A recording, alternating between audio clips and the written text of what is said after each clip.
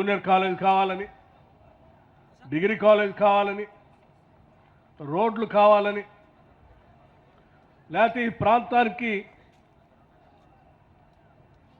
నీళ్లు పెద్ద ఎత్తున తీసుకొచ్చేటువంటి పాలమూరు రంగారెడ్డికి సంబంధించినటువంటి కాలువ పనులు కానీ, R&R ప్యాకేజ్ కానీ, ఇతరత్ర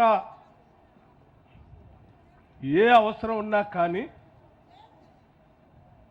నిద్రపోకుండా వెంటబడి ఆ పనులన్నీ శాంక్షన్ చేయించుకొని తెచ్చుకున్నటువంటి శాసనసభ్యుడు మీ అందరికీ దొరకటం నిజంగా ఈ శాసనసభ నియోజకవర్గ అదృష్టంగా నేను భావిస్తా ఉన్నాను.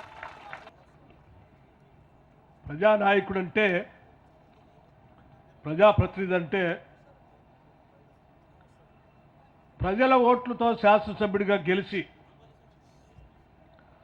ఆ శాసనసభ సభ్యత్వాన్ని, హోదాని తన వ్యక్తిగత అవసరాల కోసం, కాంట్రాక్టుల కోసం వాడుకోవటం కాదు. ప్రజల ఓట్లతో గెలిచినటువంటి ప్రజాప్రతినిధి ప్రజల అవసరాలు తీర్చడం కోసం, వారి ఆకాంక్షల్ని, అవసరాలని దృష్టిలో పెట్టుకొని నిత్యం 5 సంవత్సరాలు వాళ్ళ గురించే తప్పిస్తూ వాళ్ళకి కావాల్సిన పనులు చేసేటువంటి వ్యక్తే నిజమైనటువంటి ప్రజాప్రతినిధి, ప్రజానాయకుడు. వ్యాపారం చేసుకోవటానికి, కాంట్రాక్టులు చేసుకోవటానికి ప్రజాప్రతినిధి కావాల్సిన అవసరం లేదు, శాసనసభ్యుడికి కావాల్సిన అవసరం లేదు. కాబట్టి మా అందరి తరఫున ఒక ప్రజాప్రతినిధిని మా ఓట్లతో శాసనసభ పంపిస్తా ఉన్నాం. ఆవిరైపోయాయి, నీళ్లు మాత్రం రాలేదు. ఇప్పటికి కూడా పాలమూరు జిల్లాలో ఉన్నటువంటి ప్రాజెక్టులు చూస్తే జూరాల మీ అందరి ఆశీస్సులతో ఈ రాష్ట్రానికి ముఖ్యమంత్రి అయినా మా పాలమూరు ప్రజలందరూ నీళ్ల కోసం తప్పిస్తా. రేవంత్ రెడ్డి గారు అందరూ కూర్చొని అర్జెంటుగా ప్రాధాన్యతగా దీన్ని నిధులు రిలీజ్ చేయాలి అని అంటే వెంటనే ఆర్థిక శాఖ దాని మీద దృష్టి సారించి దానికి కావాల్సిన నిధులు కూడా క్లియర్ చేశాం. పనులు స్పీడ్గా మొదలవుతా ఉన్నాయి. అట్లాగే కింద ఉన్నటువంటి ఉద్దండాపూర్కి సంబంధించిన R&R ప్యాకేజ్ సంబంధించి 70 కోట్ల అవసరం ఉన్నాయంటే వెంటనే వాటిని రిలీజ్ చేశాం.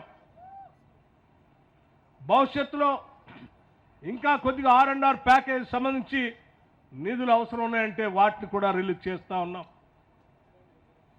తప్పనిసరిగా పాలమూరు రంగారెడ్డి